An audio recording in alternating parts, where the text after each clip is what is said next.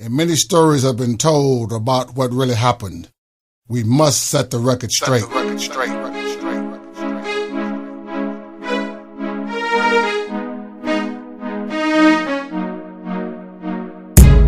First thing that you must know if you really care is that it was not a race riot, but a race massacre.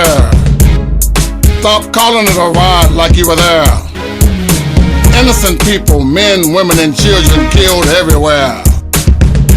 It was a setup, a scheme, or a plan to destroy all of Little Africa or Greenwood land. Some say to lock up the destiny of Greenwood in other people's hands, saying to the world that he's not really a man. You better stop and ask Jackie Chan if it's alright to destroy someone else's land.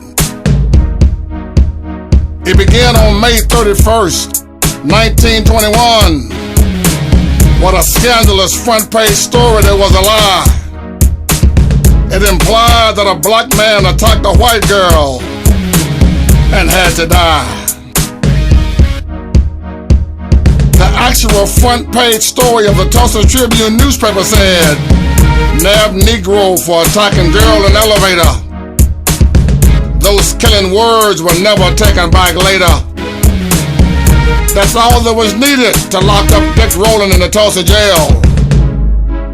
And that one arrest created major hell. He'll tell. That stopped life on Greenwood from going so well. The editor and owner of the Tulsa Tribune newspaper was Richard Lloyd Jones, and he knew the power of the pen. He turned a mob of 25,000 whites against Dick Rowland so that Dick would not have one friend. He even wrote an editorial entitled "To Lynch Negro Tonight." Many whites and blacks spoke loudly that that's not right.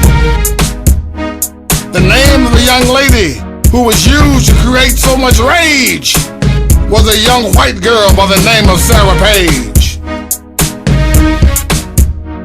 She told authorities over and over again that Dick Rowland had simply slipped and stepped on her toe. But that was enough for Richard Lloyd Jones to say that Dick Rowland had to go. They came from the east, they came from the west, determined to give Dick Rowland a long rest. They surrounded the courthouse and demanded that the sheriff let Dick Rowland go. This was just the beginning of the fiery and bloody show. Several men from Greenwood or Little Africa went to the courthouse and offered Sheriff McCullough their support times two. They knew what the angry mob intended to do. They remembered that an angry white mob lynched a white teenager named Roy Belton in 1920. They knew that Dick Rowland did not stand a chance with the angry mob being so many. Then, bang, bang, bang, someone fired a shot with their finger on the trigger. Then the mob shouted with one voice saying, "Kill all them niggas." All of this rage because Richard Lloyd Jones told lies about Sarah Page, releasing the inhumane mob from their cage, putting in the hand of a savage a 14 gauge, letting them loose on innocent people with all of that rage. The truth must be told so that this will never happen again. It's time for whites and blacks to be each other's friend. If we trace it back far enough, we will find that we're all kin. But it seemed that we were not kin on that day. The mob was determined that all blacks had to pay. They set fires to everything as they went their way. They were determined to burn and kill no matter what the innocent say. They went into Little Africa, burning and shooting everything that they saw, killing innocent men, women, and children, beating them to the draw. killing the parents of little babies, Ma and Paul. Some of the innocent dodging bullets all the way to Arkansas. 1,256 homes in Little Africa destroyed by fire for no reason. We must tell the truth, and it is not treason. This is the justice season. The newspaper headline saying Little Africa on fire. 35 blocks burned to the ground. The mob was determined that no one be left around. Not a grown man nor a baby clown. This is the way that it really went down. A full, all-out massacre on Greenwood Town. The mob went from house to house and business to business, setting fire to everything as Little Africa went up in smoke. This war against Little Africa was no joke. The mob was even able to hide behind a legal cloak.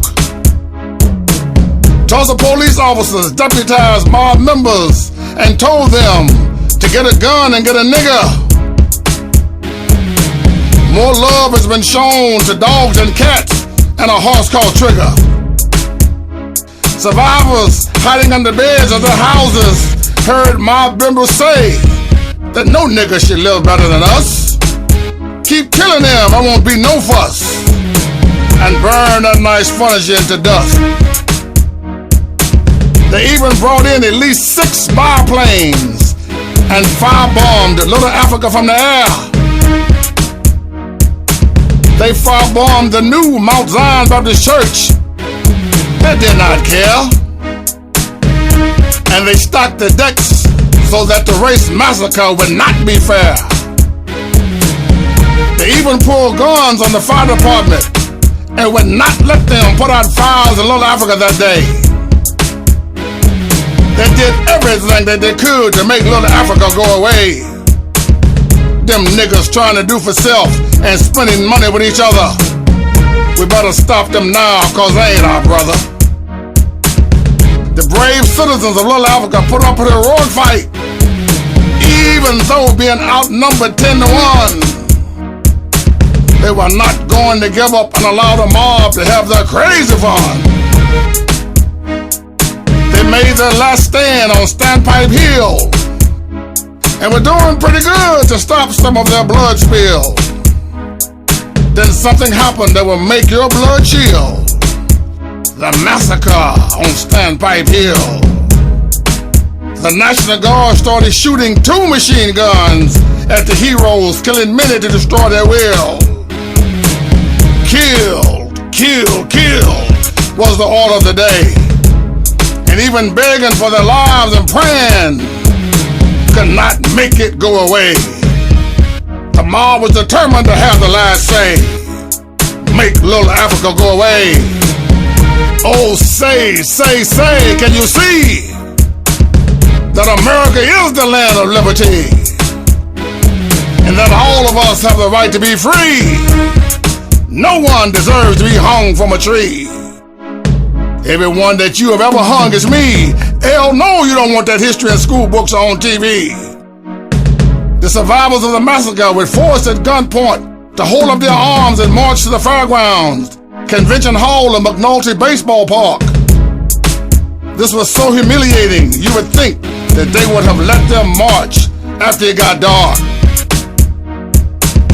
The physical massacre finally stopped and the survivors were let free to go home. Nothing left but ashes, bricks, and human bones, even though most of them had to still repay their loans. They even had to fight all of the insurance companies who refused to pay just one claim. The survivors were treated like they had the wrong name. Shame, shame, shame. Black Wall Street burned completely to the ground. And many of its good citizens will never be able to come back around. In the ground, in the ground. The massacre of Black Wall Street continues to this day. It's just being done in a different way. government is having too much say. Then we hear good news about how Greenwood will be restored through a new program called Urban Renewal. Just wait and see. We're done waited and waited. It seems like a big lie to me. Urban renewal would be better to describe what really went down. It was government-sanctioned removal of what was left of Greenwood Town. Where are the 600 black-owned businesses that were up and down Greenwood for a whole mile? Somebody needs to be put on public trial. No one was ever arrested or charged with the race massacre on Greenwood in 21. Now we move up to modern times in the continued quest for justice for those that were blessed to survive. History proves that they never got justice, but continued jive. Like stings from an organized beehive, with only a few of the original survivors still alive. Let the record show the legal efforts of attorneys Johnny Cochran and Charles Ogletree to move justice from stop to go. They took it to federal district and appellate court, hoping to get justice for the survivors' nation. The federal district and appellate court dismissed the suit, stating the statute of limitation. Unheard of. Statute of limitation when it comes to murder? All the world knows that this is a bad deal. Then guess what? The Supreme Court refused to hear the appeal. Around the same time, the government changed the zip code of Greenwood and made it part of downtown.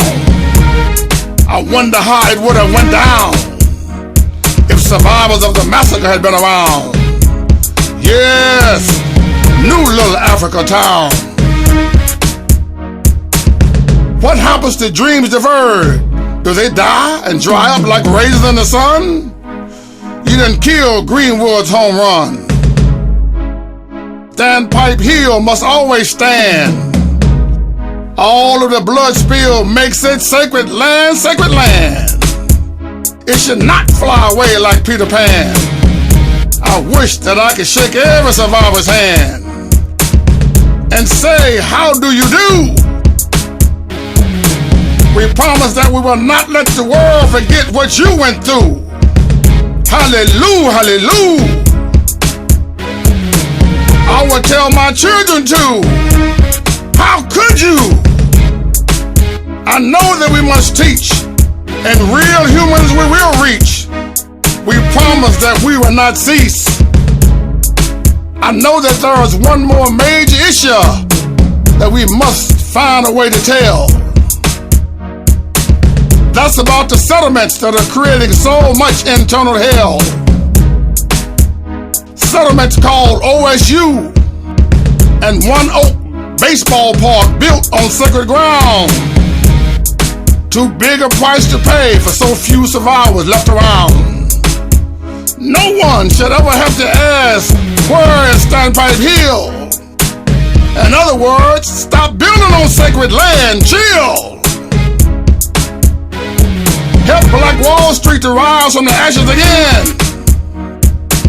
It's time for blacks and whites to be each other's friend. We will never ever have a race massacre again. All men are my brothers and my kin. Loving each other is how we all win. I will look at a bigot and see my friend.